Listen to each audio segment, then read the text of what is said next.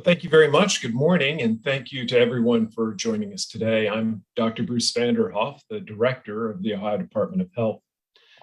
Well, this week we reached an important milestone with the one-year anniversary of the arrival of the first doses of the life-saving COVID-19 vaccines.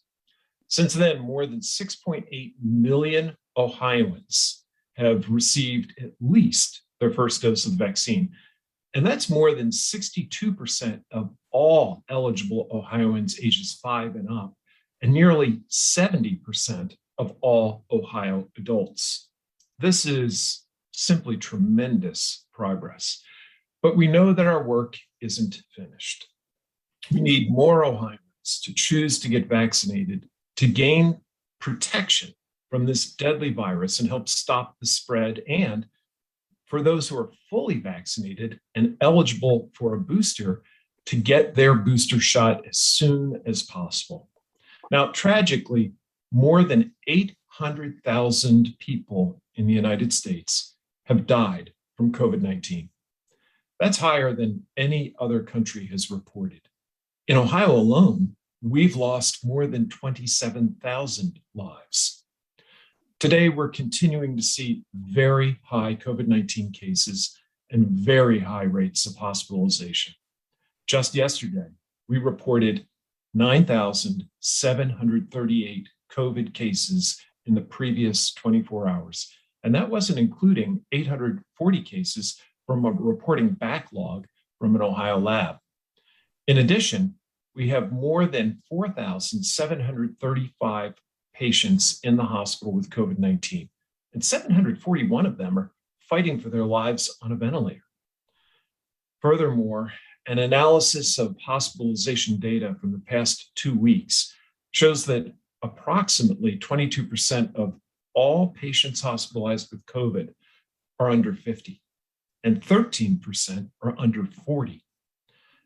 We're in a very serious situation.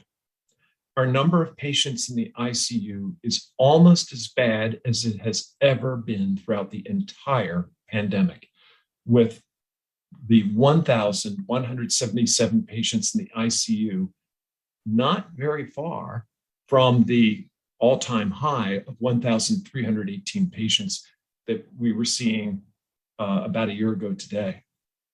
Our data continues to show that most hospitalizations and deaths are actually among individuals who are not fully vaccinated, with about 95% of all hospitalizations having occurred among the unvaccinated.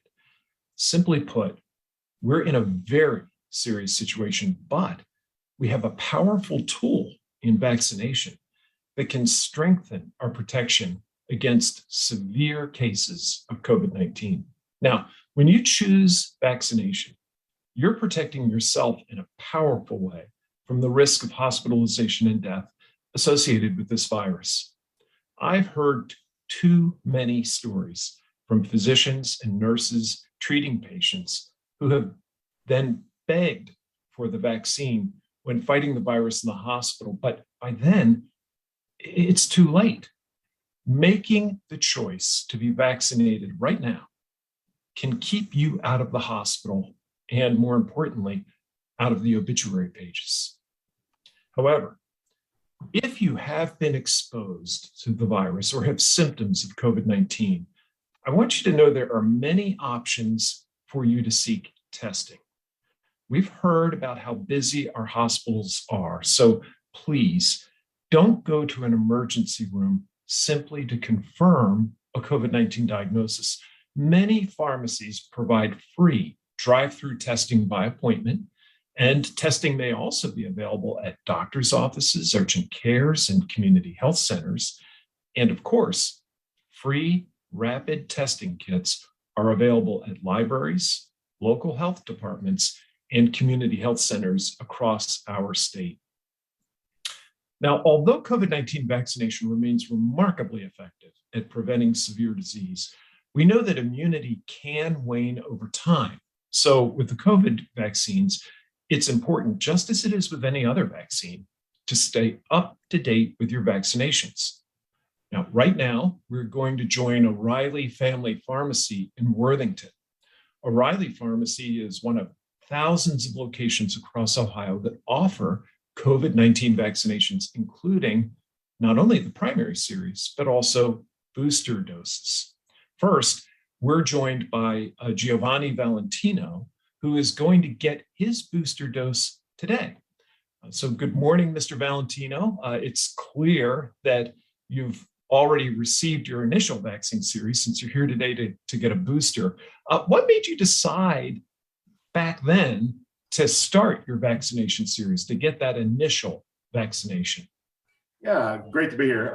Thanks for having me. It was a personal choice of just wanting to be able to protect, my family, the people that I would run into and encounter with my day-to-day job that I do, and my kids. Thanks. We're of course approaching the holiday season, and a booster dose can, as I've shared, provide an added layer of protection for you and, frankly, for the people around you. What made you decide to get that booster shot today? For that exact reason, getting into the family season and seeing, just seeing family, but seeing more elderly family more than anything. Grandparents are in their 90s, and we're going to be around them and want to make sure that they're going to be protected. Great. Now, have you gotten the booster already, or are you about to get the booster? I am about to get the booster. Okay. Well, you know what? We'll pause and let Dr. O'Reilly give you that shot. Now roll your sleeve up here. Do you have any questions about the vaccine today? I do not. Can you hold it right there now? Sure.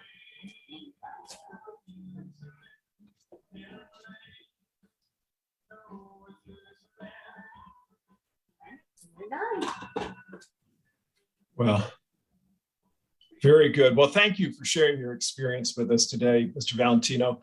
In Ohio, more than 2.2 million additional doses have already been administered, either as a booster dose like you just received, or as additional doses for people who are immunocompromised.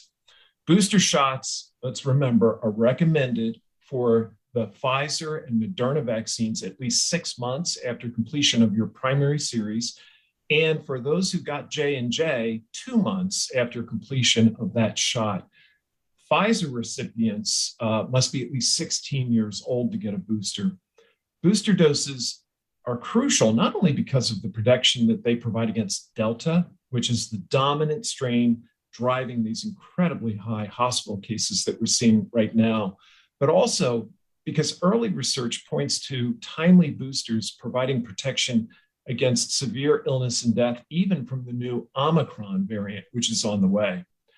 So for people who received their initial series 6 months ago, you have to recognize that you might now have diminished levels of those neutralizing antibodies as we're getting ready to face Omicron. However, receiving a timely booster dose now, if you're eligible, has been shown to restore those antibody levels and will provide significant protection. Well, today we're also joined by Amy O'Reilly with O'Reilly Family Pharmacy, who just finished giving Mr. Valentino his shot. To learn more about why so many Ohioans are rolling up their sleeves, we're going to ask her for her frontline perspective. So good morning, and thanks for joining us. So can you tell us what are some of the trends you're seeing in vaccinations, and what are some of the Ohioans who are coming in to see you saying about their boosters? Good morning. Thanks for having me. We've seen a definite uptick in vaccinations over the last several weeks, and especially in boosters, but we've also positively seen some primary doses too, which always makes me excited. As far as boosters, we've seen a lot of people that really want to help protect their families and protect their communities and keep themselves safe during this holiday season. And I think that, it's a great way to kind of keep everyone healthy during the holidays and as we move forward through this. Well, thank you very much. One other question before we move on. What are you hearing from folks in terms of the boosters and the holidays? Are people looking at the boosters a little differently now that we're approaching the holidays? Yeah, I think everyone's favorite question is, what are the side effects going to look like? Am I going to feel sick over the holidays? And, kind of my experience, and we've given, we've probably given close to 5,000 boosters now. So our experience has been, you might have some side effects, but they're usually pretty mild. They tend to last about 12 to 24 hours. A sore arm, headache, and some, what I tell people, because I got mine on Monday, I was a little foggy feeling, just not quite 100%, but I worked all day. I was fine to be out and about, so, and that kind of resolved itself within 24 hours. So. Terrific. Well, thank you so much, Dr. O'Reilly. One question that I and my staff frequently get asked is if the vaccines are effective at preventing serious illness, COVID, then why do we need boosters? Well, basically, the initial vaccine series is teaching our bodies how to create the appropriate immune response to protect us from serious illness from COVID-19. When you get that initial vaccine series, your immune system is primed to spot the virus and then to produce the right antibodies to defend you against it. However, sometimes over time, that immunity can wane. And booster shots are a way to remind your body's immune system about the virus and to sort of reprime it for peak performance in defending you against the virus. And it really is giving your immune system a boost. Now, remember, COVID-19 vaccines, including the boosters, are designed to protect us from severe illness that results in hospitalization and death, much more than they're designed to completely block even mild illness. So if you end up with a mild or asymptomatic case and you've been vaccinated or boosted, I think you can still rest assured that the vaccine's doing its job. It's providing immunity to keep you out of the hospital or worse. And while some may think of these as breakthrough cases, I like the way Dr. Joe Gastaldo put it last week in saying that he really sees these more mild cases as post-vaccination infections as opposed to breakthroughs. A true breakthrough from a medical perspective is one that results in serious illness in a fully vaccinated individual. So if you get a mild case, but don't develop serious illness, I think you can rest assured your vaccine has protected you as it was designed to do. Now, we're joined by a physician who's been with us before, Dr. Steve Gordon, chair of the Cleveland Clinic's Department of Infectious Disease, to learn a little bit more about our boosters and how they work and why they are needed after some vaccines. Dr. Gordon, thanks for joining us again today. Thank you so much. It's a pleasure to be here. Dr. Gordon, boosters for our vaccines are actually not uncommon. COVID-19 vaccines certainly are not the only ones for which additional doses or boosters have been needed. What are some of the other vaccines that require boosters or annual shots, and why is that?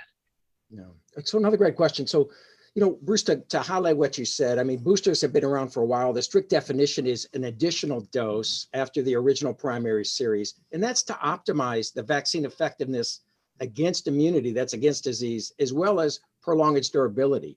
So for those of us who remember or have kids or grandkids, it's routine in peds. They get their series of shots before 18 months, and then they're brought back at 4 years, and some of those are boosted, and then some of those are boosted again. And again, those are well worked out by the epi in terms of timing. If we look at adults, probably our most common booster, I would say, is our tetanus shot, right, every 10 years. Other respiratory viruses, influenza, maybe technically not a booster because, as you know, that formulation changes every year in anticipation of the circulating strains. And now when we pivot to COVID, as you mentioned, people are saying, well, are these vaccines effective, or why the boosting? Part of this is we are learning as we move along, and we've learned a lot. And I want to emphasize, as you said in the beginning, new studies have shown that our vaccine program here in the homeland has saved 1.1 million lives. I mean, we We mourn for the losses, but 1.1 million lives, and importantly, have prevented 10 million hospitalizations. And that's more important now than ever, as we'll talk about in terms of what's going on in our hospitals.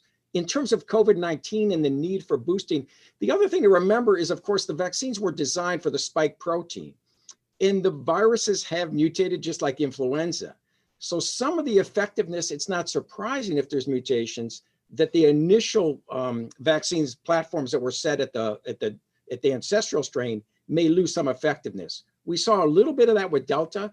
And again, the initial studies with Omicron show the same. But as you mentioned, a lot of that can be recovered with the booster dose. And this is what we have moving forward. And things may change in the future, but this is what we can do.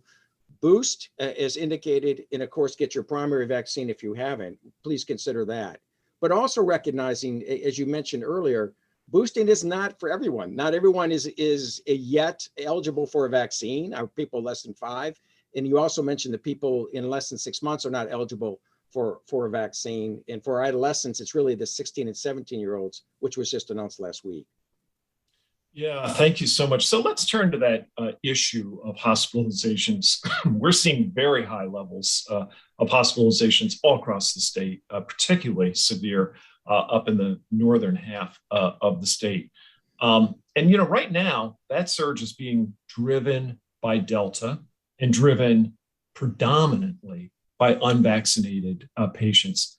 Can you tell us a little bit of the frontline perspective, share that with us? How is Delta, which is our dominant form right now, impacting our hospitals? You mentioned some very good things. And right now you mentioned the levels. So here in Northeast Ohio, in our Cleveland Clinic healthcare systems, we now have the highest census inpatient COVID that we've ever had. This goes back to last December, including, as you mentioned, the highest intensive care. That's about 20% or so. Our current bed situation, and this is true with UH and around us, about 33% to 40% of the regular nursing floors beds are occupied by COVID-19. And then ICU, it's up to 50%. And here we obviously do the ECMO, the kind of artificial lung support too, which is extremely advanced. But what I will say is, and I don't want to put coal in people's stocking, but Omicron is here as well. And as you know, your labs identified that first, and it is here. And when we look at our numbers these past weeks, we're seeing increased positivity rates. It's up to about 30 to 40%. And I do anticipate, we've identified, as you have, Omicron, that it is circulating. And I don't know how much that's contributing, but we are preparing for a potentially respiratory viral, what we call tidal wave. And I say that because we're moving into holiday season, Christmas. If you looked, and I checked at the TSA throughput today, it's about 1.5 million, which is 3 times what it was last year. And at Thanksgiving, that's going to go up higher. It's cold season, so people are moving here in Northeast Ohio and elsewhere closer together. Masking and social distancing, I'm not saying it's not going on, but I think we all realize it's diminished outside of certain areas. And flu season is here, although not revved up, but we're seeing flu in RSV as well that we didn't see last year. And if Omicron truly is here now, and we know that it is, that increased transmissibility is going to stress the system again, even if disease with Omicron may be less, what we would say, virulent, but the numbers game there, it's a math game, you will get increased people seeking medical attention. And we have not yet, as you said, Bruce, decanted, or we haven't reached the peak of the Delta surge. And so this gets down to operations, which I know you're in conversations with in the zones, the 3 S's. We talk about staff, we talk about stuff, supply chain, and we talk about space. And right now, if we were to assess, I think staff is really the thing that's keeping us up at night. Aside from this is the 4th deployment for a lot of people. I understand they're tired, but also healthcare workers are also going out, or they're having to take care of their own family members. So we are all preparing, hoping for the best, but as you said, preparing for the worst, because it's our goal. We need to be sure that we can take care of the sickest Ohioans in this, what we call crisis of care. Thanks. Let me turn for one final question, and it relates to the Omicron variant.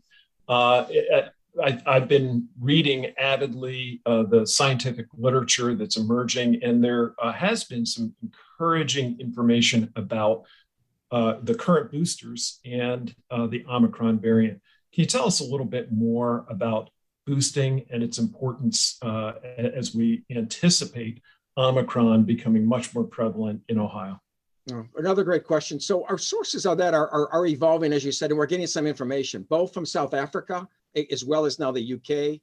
In terms of on the clinical field, yes, vaccine effectiveness for the 2-dose is less than the 3-dose, but 2 doses in South Africa is still 70% effective against severe disease and death. It's diminished from the 90%. And again, when we look at some other studies, what we call the in vitro studies, which is taking plasma from people who've been vaccinated. And so the Pfizer data came out showing, again, diminished neutralizing antibodies. So it doesn't always correlate with clinical, but the 3rd dose can elevate those neutralizing antibodies up to about 70% compared to ancestral strains. So we do believe that boosting is one of the tools in the armamentarium as well as primary vaccine. But I would urge our listeners and audience as we move into, again, respiratory season, there are other reasons to mask other than COVID and gathering, and to do that reassessment as you're getting together with your families. As you mentioned, testing, as you mentioned, making sure that boosting when appropriate, and having those conversations with your family members and your trusted primary providers. Thank you so much, Steve. Well, as we've shared today, it's critically important to stay up to date with your vaccinations for COVID-19 and to receive your booster dose when you're eligible. Boosters allow our body to fight COVID-19 at the peak of protection, whether it's the dominant Delta variant that we see now or the emerging Omicron variant.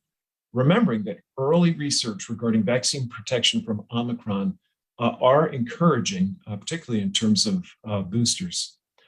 As you know, we have now detected Omicron in Ohio through genomic sequencing, and will continue to report proportionality of that variant on our variant dashboard, which we update on Mondays. And while there's still a lot to learn about Omicron, it is becoming increasingly clear that Omicron is highly contagious and can spread faster even than Delta has spread. Secondly, the arrival of Omicron underlines the importance of all of us keeping up to date on our vaccinations, including getting boosters. Recent research really suggests that antibody protection from the primary series, as Dr. Gordon outlined, really can fade over time, substantially diminishing our protection from Omicron. On the other hand, the good news is that getting a booster appears to restore those antibody levels. Indeed, the research is showing that those who recently received a booster are demonstrating strong levels of protection against the Omicron variant. So in short, if you're eligible and haven't gotten your booster, now is the time. Omicron's here, and all signs are pointing to it being more contagious. Please protect yourself with a booster if it's due. So as we head into 2 of the busiest holiday weeks of the year, we are urging all Ohioans to pause and think about what steps you can take to stay safe from COVID-19. If you're not vaccinated and you're vulnerable to this deadly virus, if you don't yet have your booster shot, your body may not be at peak protection. And it's simply not too late to start your vaccine series or to get your booster shot if that's needed. In either case, please roll up your sleeves, maybe again, and strengthen your protection. Hospitalizations and deaths from COVID can largely be prevented, and we need to take all the steps we can to keep ourselves safe during the holidays. And I think that Dr. Gordon outlined very well that we need to think about all the steps. We need to think about vaccination, but we also need to think about masking, social distancing, all the things we've been talking about throughout this pandemic. Finally, in this season of giving, if you're able, please consider donating blood. This week, the Association for the Advancement of Blood and Biotherapies, America's Blood Centers, and the American Red Cross are urgently requesting blood donations as the blood supply in the US has reached one of its lowest levels in recent years. Let's remember that blood can be a life-saving gift to someone in need this holiday season. So with that, Michelle, I think we can open up to questions. Thank you, Dr. Vanderhoff. Our first question is from Joe Ingalls with Ohio Public Radio and Television. Hi, Joe. Thank you, doctors, for doing this. I have a question. For the past year, you've begged, cajoled, tried to inform people to get shots and wear masks, and many don't. They run to the hospital when they get sick with it, though. And we know the hospitals are overwhelmed and unvaccinated COVID patients to the point that there are so many who have been vaccinated and are doing the things to try to prevent this that are not getting medical care they need because there's so many COVID patients. Is it fair to turn away sick people who are vaccinated and who have been wearing masks? And should hospitals start thinking about limiting care they provide for unvaccinated COVID patients? Is there any talk of doing anything like that at this point? Well, thank you for that question. And what I would say is that that is an understandable sentiment, but that healthcare providers and hospitals have never actually taken that approach to people with illness or in need. Our approach has consistently over many, many hundreds of years been one that focuses on meeting people where they are. And our mission and our service is to caring for people to the best of our ability when they come to us. Now, I think you're absolutely right that each of us needs to reflect on our role in protecting not only ourselves, but the people around us and the people that we love and care for. And so all of the messages that we have shared, that the governor has shared, that I and the doctors and other health professionals and patients who have come on these conferences have shared, we continue to share with the public. These are the steps that all of us can take, and they begin with getting vaccinated. The track record for vaccinations is undeniably impressive. They have provided an incredible degree of protection, and they have done it in a very, very safe manner. But there, of course, are many other steps that each of us can and should take. And again, I think Dr. Gordon summarized those very well. Yeah, Bruce, if I can, the question I think is an interesting one. You know, we don't define our patients by their vaccine status. On the other hand, if you listened, it was last week, to Francis Collins at NIH, the same question is raised that you're raising. Why, for a life-saving therapy, are so many Americans choosing not? And I don't have the answer to that. And I think that needs to be studied. So when I talk to my unvaccinated patients, I ask them why. I'm not trying to judge them, because I need to learn where do we miss out on the messaging. And I think that's an important piece that I think the NIH is looking to study, is behavior in terms of where did we go potentially wrong, or where could we have optimized that message. Thank you, doctors. Our next question is from Dan DeRoos with WOIO. And good afternoon, doctors. Certainly appreciate the time today. Dr. Vanderhoff, I'd like to ask this question. If you don't have the data, I'd like to ask a different question. Do we have more data on exactly how many Omicron cases at this point? Obviously, Delta is much more important to focus on, but obviously the Wexner Medical Center said 2. We've got 1 from the Cleveland Clinic, Tuscarawas Health County, now a health department saying they have 1. Do you have a handle on how many numbers? And if you don't have that data, I'd like to ask a different question. Well, I can answer it to a degree. We of course, have very small numbers that are showing up, but they're showing up in various geographies in the state. And as we look at the experience in other parts of the country and other parts of the world, the doubling time, or the rate at which this version of the virus, the Omicron variant, has expanded or spread has been very rapid. Some have talked about doubling times of as short as 2 days. And we know from those geographies that as soon as it appears, it is clear that there are many, many other cases out there that are just not yet detected. So I think we have to make the assumption that Omicron is on the scene, that we are going to see more and more of Omicron in our detections, and that it is going to drive more and more cases of COVID-19. There are many other variables we can't answer definitively yet, including questions about the proportion of patients who will end up very sick from Omicron. Early indicators are, and including as recently as reports this week out of South Africa and their largest insurer, who is able to look at data there and seems to confirm, even when controlling for vaccination, that Omicron causes fewer hospitalizations and deaths, but it's still too early to know what its impact will be. But I'll say this: anytime you have a form of the virus that's spreading rapidly to many people, even if it's proportionately less severe, you have more numbers. That creates a very real risk of compounding an already serious situation in terms of pressure on our hospitals. I'll turn it to my colleagues. Dr. Gordon, this information about Omicron is certainly in your wheelhouse. No, so thanks for the question. Yeah, we do. I mean, there is a rapid screening test that can be done. It's kind of a poor man's sequencing, because that data does lag, as Dr. Vanderhoff said. If you look at the CDC data, even if you look in the New York area, right, for the past 3 weeks, it's gone from less than 1% to 3% to now 13%.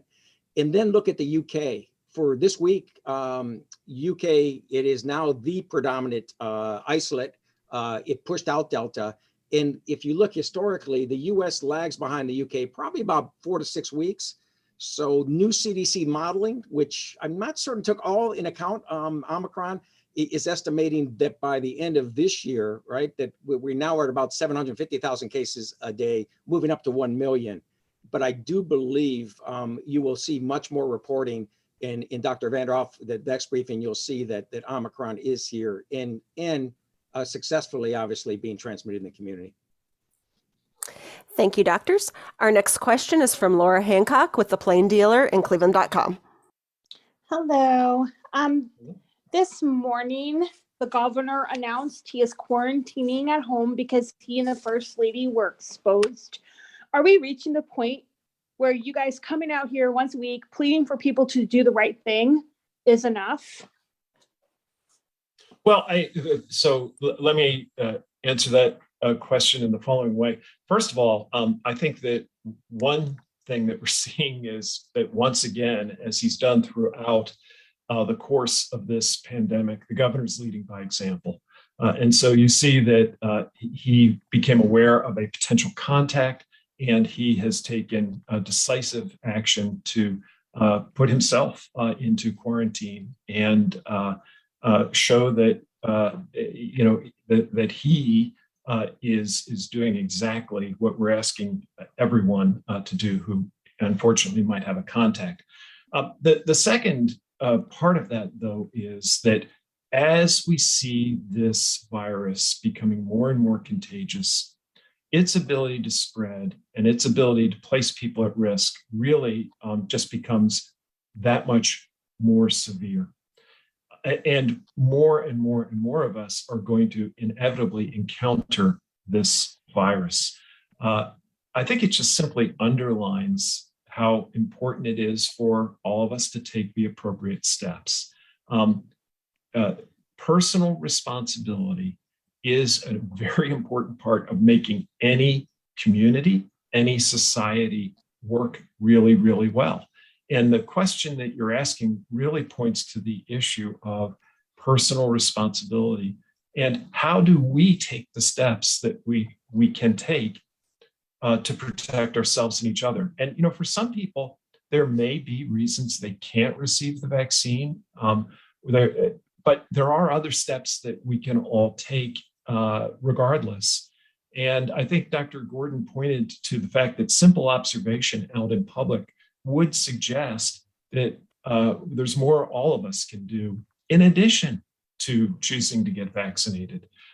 We can, be more mindful of the environments that we're in. Is an environment more crowded than it's safe for us to be in? Are we wearing a mask where perhaps we should? What about those holiday gatherings? Is this perhaps not the year to have the extended family, including vulnerable members of our family, gathering in one place with the degree of spread that's going on? So a lot for each of us to consider. Thank you. Our next question is from John London with WLWT. Thank you all for doing this. I was struck by the situation Dr. Gordon described up in northeastern Ohio, and it's reminiscent of what UC Health CEO Dr. Lofgren said yesterday here, that our hospitals in this area, they're seeing alarming rates. So I wonder to both of you, what more can be done, do you think, to combat staff shortages at Ohio hospitals, or is this kind of a hang on by our fingernails over a cliff time for Ohio hospitals? Thanks for that question. I think it's an excellent one. And what I can tell you is that the Ohio Department of Health, the governor, hospitals across our state have not been idle in terms of addressing this and looking. We have been very actively behind the scenes working through our zone structure to shift resources to, at each step in the path, address the situation and assure that there are healthcare resources available to people when they need them. Inevitably, in these situations, though, we do have to make adjustments and accommodations. And you're absolutely right that it is not business as usual in our hospitals. So many of them have had to discontinue or pause delivering elective procedures. And as we've said before, while those are procedures that can be safely delayed, they're still very important procedures to the people who are waiting to get them. There are countless other steps that we are taking, different approaches to triage in many of our emergency rooms. The ask that I voiced today and that we've heard from others about, please don't turn to your emergency room for routine testing for COVID-19. There are countless other resources that you can undertake, and there will be responses to follow. So, what I would say is this is a day-by-day, hour-by-hour situation. We are all working actively and closely together, and you can rest assured that we will continue to work together to use the resources available to us for the benefit of people across the state. Our next question is from Roosevelt Leftw with WJW-TV. It's good morning, everyone. Thanks for having this right now. Can you give us an idea here? You mentioned the importance of boosters right at the beginning of this, and just how getting that booster gives you that extra bit of protection. Can you help? I guess a lot of folks still have a little bit of cloudiness about what booster to get, how they should get it. If you've got Moderna, can you get Pfizer? If you've got Pfizer, can you get Johnson & Johnson? What can you clear up this a little bit here? Because that's one of the big questions we're getting from a lot of people about what should I get, in addition to where should I get it? Yes, happy to do so. I'll begin and then maybe turn to both of my colleagues, both from a pharmacy and from a infectious disease perspective. So the challenge in having many options is that having those many options can create some confusion. And I think that the messaging around this, especially in the fall, was in fact a little confusing. A lot of that has been simplified now. And the good news is that regardless of which vaccine you started off with, when you are ready for a booster, you're actually eligible to get whichever booster you're most comfortable with. or perhaps even find most readily available. So the good news is you don't have to stick with, let's say you began with Pfizer and you want to get Moderna for your next shot, you're able to do that. So that part has been simplified. We have also largely simplified the age brackets. Basically, all adults are eligible for vaccines, and the time issue for Moderna and Pfizer is the same. It's 6 months. They're both mRNA vaccines, whereas for the J&J vaccine, that time's a little bit shorter. So let me turn first to a pharmacist, Dr. O'Reilly, to share a little bit about boosting and how she helps educate people about boosting. And then I'll see if Dr. Gordon has anything to add. Dr. O'Reilly? Yeah. So this is a question that we get every day in the pharmacy. So first of all, where to get your boosters. Any of your local pharmacies should have them available for you. We're doing them on a walk-in basis, but I know there are appointments available at all of the major stores around as well. And then, as for which combination is best or how does that work, the best booster is whichever one is available to you when you're ready to get it. So we just highly recommend that you get your booster when you're eligible. As far as the combinations, I think I can safely say I have done every combination possible at this point. All of my patients have received benefit from getting a booster, regardless of which combo they got. So, just go ahead and get that when you're eligible. Dr. Gordon, anything that we missed? No, that's beautiful. I would just say that we would now consider J&J to be a 2-dose regimen, whether that second dose is another J&J or an mRNA. So that's the other change. And then the only other exception would be the immunocompromised patients. It's going to be at least 3 doses is a complete dose. So a little bit of nuances there, but thank you so much, Dr. Riley. And you administered that vaccine so well. Thank you. Thank you, doctors. Our next question is from Lindsay Mills with 10 TV. Hi, good morning. My question is about the backlog that we learned of this week. When those manual reporting errors happen, what is then done to address it to make sure the information is as accurate as possible going forward? Yeah, thank you. That's a great question. This has actually happened before over the course of the pandemic, so this isn't the first time that it's happened. But inevitably, there can be glitches in the electronic reporting that goes from a laboratory, perhaps where the testing is being done, and then porting over electronically to the ODH reporting system. That's essentially what happened this time. Once those are caught, they're carefully reviewed, identified, and then put into the system. And there's a difference between we add them to the overall report kind of in a bolus, but rest assured that each one of those cases is specifically linked to the date when it was actually reported out from that lab in our overall system. So there's no problem or interference in terms of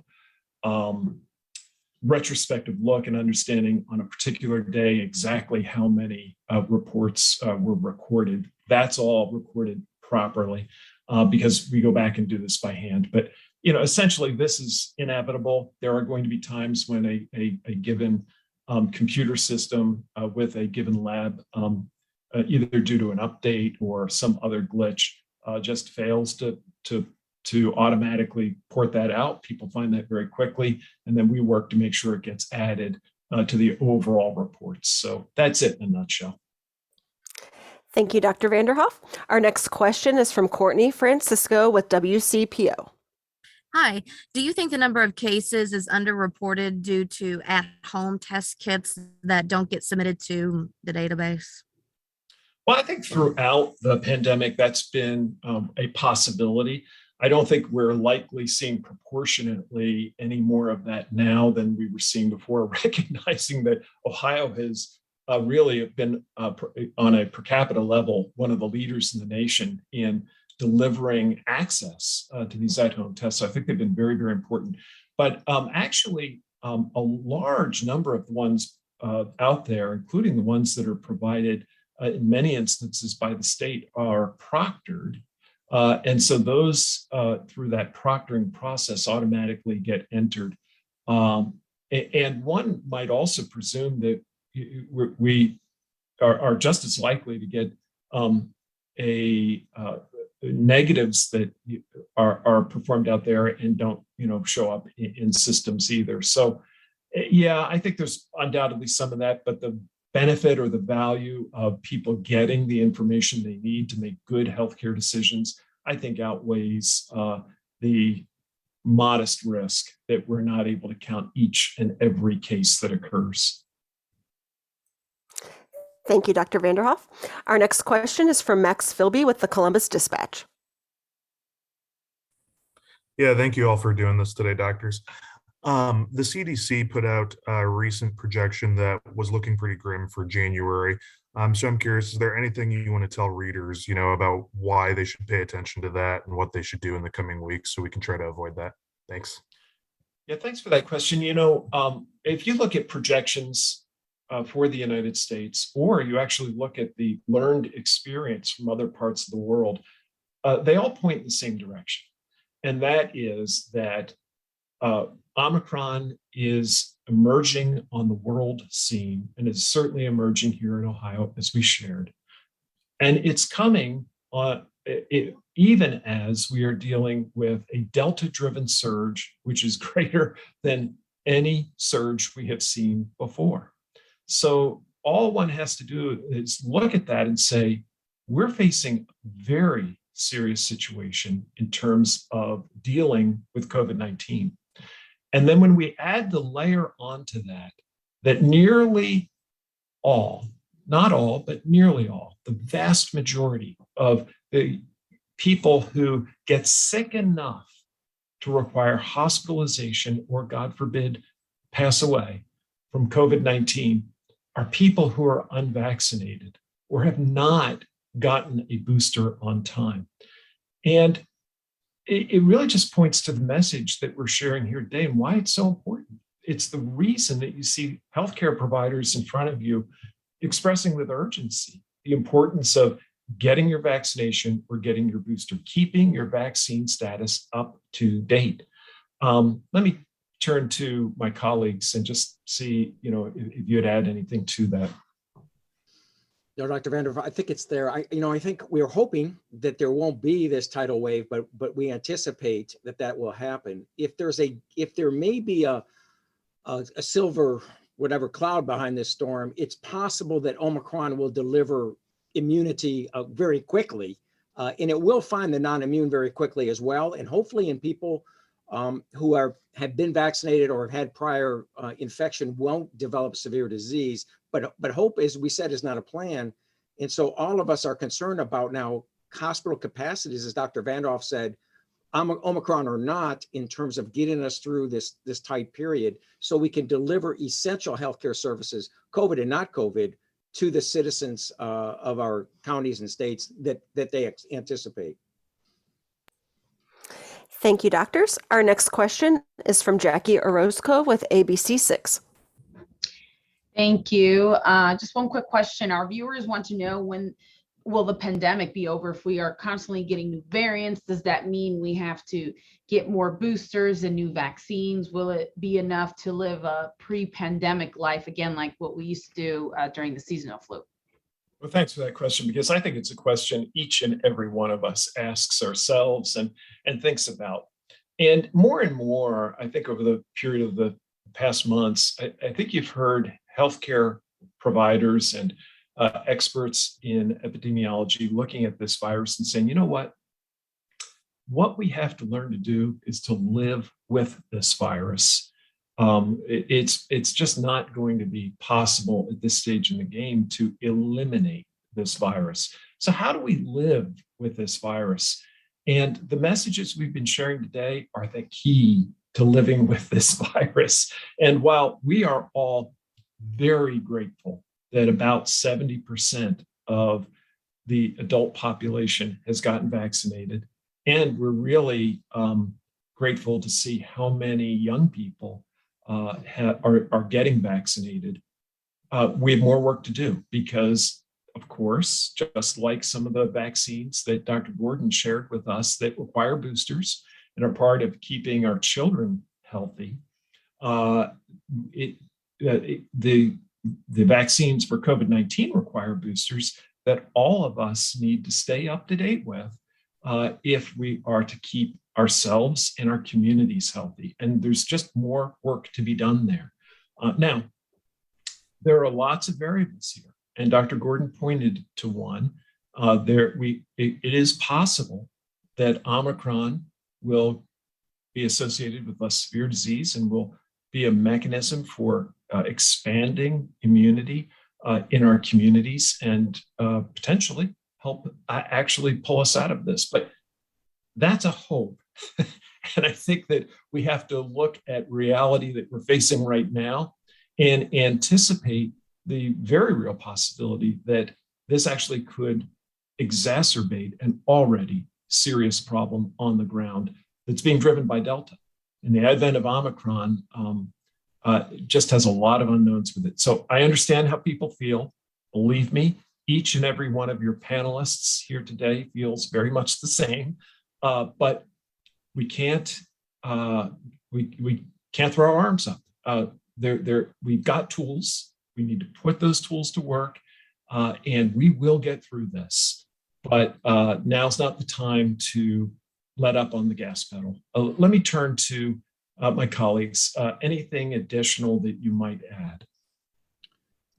No, Dr. Vanderhoff, I think you hit it. I mean, I think we have to remember that of the seasonal coronaviruses, there are some that probably caused pandemics in the past as well. And I do believe, that we will reach equipoise, probably after we learn more about Omicron. Some of the subsets we're looking at, look at the highly vaccinated, healthy people like the college kids that are surveyed. We're going to get a lot of information about that. And for most of them, it might turn into the cold or just that inconvenience that Dr. Vanderhoff talked about, not so much breakthrough, but post-vaccine prevention. And that's a win. And that is, I think, where we're moving toward. The challenge is I do believe there's still a lot of patients out there without immunity, not vaccinated, who are at high risk for severe disease. And we want to prevent those hospitalizations and deaths. But as stated, we're going to know a lot more, I think, in first quarter. The other thing I'll say is therapeutics are coming. And that's the other beautiful thing about getting people to do their own testing, because some of the therapeutics, if they're going to be approved, are going to be dependent on timely testing that you don't want to make an appointment to see me. You want to be able to do that test at home and then boom, get the oral antiviral. So I think that's a positive as well. Yeah, I think it's just important we all know someone that's not vaccinated at this point, and just to continue to have those conversations with people that vaccines are safe, that they're effective, that getting your boosters, all of those things are going to help us move through this. Thank you. Our next question is from Pete Grieve with Spectrum News. Hi, I'm wondering if the Ohio Department of Health has been involved in any conversations with the Ohio National Guard about ways in which Guard members might be able to support our strained hospitals during this surge. Well, we maintain an active dialogue with the Guard and all state resources as we have moved through the pandemic. And, part of the analysis that goes on there is how can we best address the problem? One of the things we don't want to do is move Ohio resources from a community that desperately needs them out of that community and into a community that also desperately needs them, because then we're disadvantaging one community to help another. But we're actively engaged with them. And I think that that is on a daily basis.